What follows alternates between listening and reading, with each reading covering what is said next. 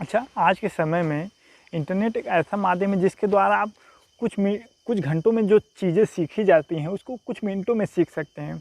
और इसकी सबसे अच्छी बात ये है कि आज के समय में ज़्यादा से ज़्यादा लोगों के पास इंटरनेट उपलब्ध है। ज़्यादा से ज़्यादा लोग इससे जुड़े हुए हैं और आने वाले जो समय है उससे लोग दिन पे दिन और अधिक जुड़ते ही जा रहे हैं इंटरनेट से। अब इसी इंटरनेट पे कुछ ऐसे लोग हैं जो इस इंटरनेट रिवॉल्यूशन का इस्तेमाल करके कुछ अपने कंटेंट में कुछ नॉलेजेबल कंटेंट बना रहे हैं, जिससे एक आम इंसान की ज़िंदगी में कुछ रियल वैल्यू ऐड हो रही है, जिससे वो कुछ सीख रहा है। अब यहीं पे कुछ ऐसे लोग हैं जो इस इंटरनेट रिवॉल्यूशन का गलत इस्तेमाल कर रहे हैं। अब वह कैसे कर रहे हैं, किस तरह कर रहे हैं, उसके बारे में आगे बात किया ही जाएगा। लेकिन आज के दौर में इंटरनेट के द्वारा एक आम इंसान की ज़िंदगी में बहुत सी चीज़ें बदलाव की जा सकती हैं और इस इंटरनेट में इतना आज के समय में पावर है कि एक आम इंसान की ज़िंदगी में कुछ रियल वैल्यू ऐड की जा सकती है।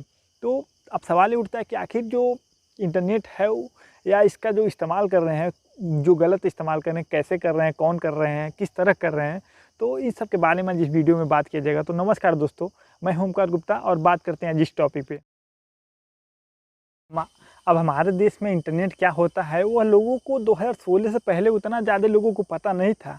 जब रिलायंस जियो 2016 में लॉन्च हुआ उसके बाद इंटरनेट क्या होता है, उसका क्या पावर है, उसके द्वारा आप क्या-क्या कर सकते हैं और कितनी आसानी से कर सकते हैं, तब लोगों को धीरे-धीरे एहसास होने लगा। उसके पहले तो जो इंटरनेट है वो एक लग्ज़री की तरह इस्तेमाल होता था, एक रईसी की निशानी हुआ करती थी जिसके पास इंटरनेट इस्तेमाल करता था जो भी। तो अब इस इंटरनेट रिवॉल्यूशन के बाद जिसने भी इंटरनेट को इस्तेमाल किया उसको इसके पावर का बहुत ही अच्छी तरह से एहसास हो गया। साथ में जो ऑनलाइन की चीज़ें हैं जैसे सोशल मीडिया हो गया, ऑनलाइन गेम हैं, जो शॉर्ट वीडियो हैं, इस तरह के जो ऐप्स हैं उन सब का कारोबार जो है भारत में बहुत तेज़ी से बढ़ा।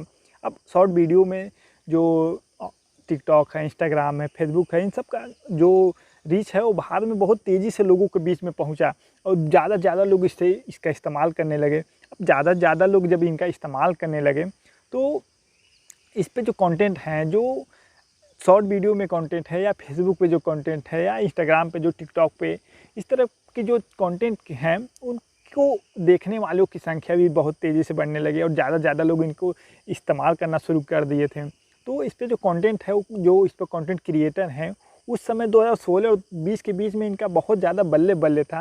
अब बहती गंगा में जो भी इसमें कूदा उसको पब्लिक का अटेंशन मिला ज़रूर। अब इसी अटेंशन का नतीजा है कि किसी को 10 मिलियन फॉलोअर मिल गए, किसी को 20 मिलियन, किसी को 30 मिलियन, किसी को 45 से ऊपर 45-50 मिलियन तक फॉलोअर मिल गए। अब 1 मिनट के शॉर्ट वीडियो में कुछ लोग हैं जो कुछ टैलेंट दिखा सकते हैं 1 मिनट में ही। अब जो इस तरह के कंटेंट बनाते हैं उनके कंटेंट को देख कर के ऐसा लगता नहीं है कि उसमें कुछ टैलेंट दिखा रहे हैं, बस वह एक तरह से जो कम से कम कपड़े पहन कर के या कम से कम जो जो इस तरह के कंटेंट बनाते हैं, जो इतने ज़्यादा फॉलोअर लेकर के बैठे हैं, उनके कंटेंट में कुछ टैलेंट नहीं होता है, बस केवल दिखाने के लिए जो दिखा दें। समझ रहे होंगे आप लोग। समझ रहे हो? अब इन लोग से पूछा जाए कि आप लोग इस तरह के कंटेंट बनाते क्यों हैं? तो इन लोग का सीधा-सा जवाब होता है कि आप जब लोग ऐसे इसी तरह का कंटेंट देखना चाह रहे हैं तो उन लोग क्या करें? उन लोग का जिस तरह लोग दिखाना चाहते हैं उस तरह दिखाते हैं। जैसी पब्लिक वैसे हम, जैसी दुनिया वैसे हम।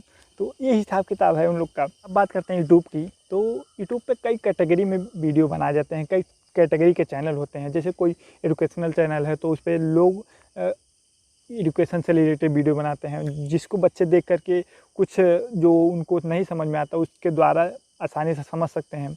कोई टेक्निकल वीडियो बनाते हैं या टेक्निकल कैटेगरी के वीडियो बना रहे हैं तो उस कैटेगरी में जो गैजेट हैं, जो उन सब के बारे में जो जानना चाह रहा है या उसको देख कर के उन तरह के वीडियो से लोगों को एक नॉलेज हो जाता है कि कौन सा गैजेट चाहिए, किस तरह से उनकी ज़रूरत कौन से गैजेट से पूरा हो सकती है, तो वो टेक्निकल वीडियो देखने से वो क्लियर हो जाता है।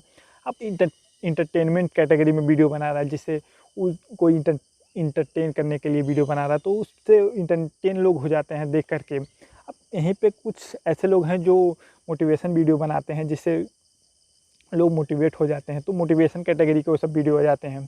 अब इस तरह के कई सारे कैटेगरी में लोग वीडियो बनाते हैं। अब कोई वहीं ट्रैवल ब्लॉगिंग कर रहा है, कहीं किसी ख़ास जगह पे गया हुआ हो, वहाँ पे जा कर के वहाँ की चीज़ें एक्सप्लोर कर रहा हो, कैसी हैं, क्या चीज़ें हैं, तो लोगों को एक नॉलेज मिल जाती है कि हाँ, उस चीज़ कैसे है। अब सभी लोग जा तो नहीं सकते हैं, लेकिन एक मोटी-मोटा लोगों को नॉलेज हो जाता है कि वहाँ पे क्या चीज़ें हैं, किस तरह है। तो एक तरह इस तरह के जो कंटेंट है वो समझ में आते हैं किस तरह बन रही हैं। लेकिन वहीं पे कुछ ऐसे कंटेंट क्रिएटर हैं, जैसे मैं ज़्यादा लोगों को इस तरह की नहीं देखता हूँ, लेकिन जो सच में बहुत इसी तरह के कंटेंट बना कर के आगे पहुँच गया हो, उसको लगभग सभी लोग जानते हों। जब सौरभ जोशी की बात कर लीजिए, उसके वीडियो में ज़्यादातर 99% जो चीज़ें बातें होती हैं, वह पीयूष जोशी के बारे में ही होती हैं। अब पीयूष जोशी उसको उसमें खाना खा रहा है, पानी पी रहा है, कहाँ जा रहा है, क्या कर रहा है, अब उसकी मम्मी क्या कर रही हैं, उसके पापा क्या कर रहे हैं, उसको क्या बोल रहे हैं, अब कब सो रहा है, कब उठ रहा है। 99% जो बातें होती हैं वो पीयूष जोशी के बारे में होती है कि वो कब उठा, कब सोया, उसके बीच में वो कब खाना खाया, कब रो रहा है, कब हँस रहा है, उसके पापा उसके बारे में क्या बोल रहे हैं, उसकी मम्मी उसके बारे में क्या बोल रही हैं, वो क्या कर रहा है। तो इस सब के बारे में एक आम इंसान को जान करके कुछ बड़ा फ़र्क नहीं पड़ने वाला है।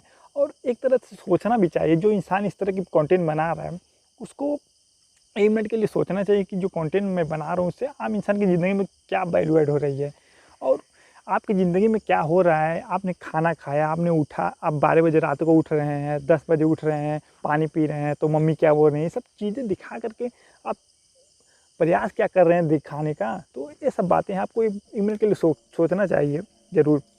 और मैंने ये भी कहीं सुना है कि जो सौरभ जोशी ब्लॉग है, वो ज़्यादातर जो मैच्योर ऑडियंस है वो इनको नहीं देखती, और जो देखती है वो बच्चे ही देखते हैं। तो हो सकता है सही हो। तो ये सब बातें हैं। और इंटरनेट जो है, इंटरनेट रिवॉल्यूशन जो है, इस तरह से जो उसका गलत इस्तेमाल इस तरह से हो रहा है, तो उसको कहीं न कहीं एक तरह से जो इस तरह के कंटेंट बना रहा है, उसको इस सब के बारे में सोचना ज़रूर चाहिए। तो आज के लिए बस इतना ही। तो आशा करता हूँ आप लोगों को ये सब बातें समझ में आएँगी, और वीडियो देखने के लिए धन्यवाद।